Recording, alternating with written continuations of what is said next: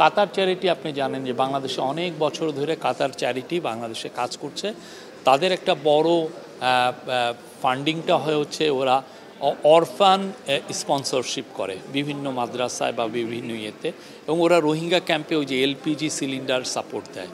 তো এটা নিয়ে কালকে প্রফেসর ইউনূসের সাথে কাতার চ্যারিটির যিনি অ্যাক্টিং চিফ তার সাথে একটা ভালো বৈঠক হয়েছে, এবং প্রফেসর ইউনূস এখানে তাদেরকে বলেছেন তিনটা জায়গায় খুব স্পেসিফিক বলেছেন। এক হচ্ছে তারা যেন বাংলাদেশের মাদ্রাসাগুলোই যেন টেক এডুকেশনে সাপোর্ট করে। আমরা দেখছি যে মাদ্রাসার স্টুডেন্টের মধ্যে টেকনোলজি জানার যে ইগারনেস এটা খুবই অনেক বেশি, তারা অনেক টেক এবং অ্যাডাপ্টও করছে। অনেকেই আপনি দেখবেন যে তারা টেকনোলজিতে এগিয়ে আসছেন।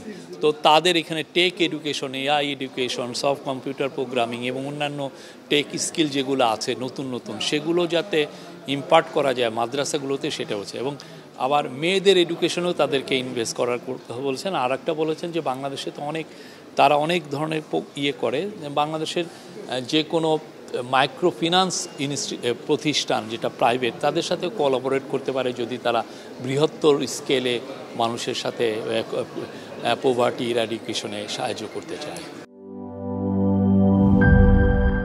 বান্ডেল থাকলে প্রতি সেনমানিতে টাকা বাঁচবে। বিকাশ সেনমানি বান্ডেল কিনে জিতুন প্রতি লেনদেনে।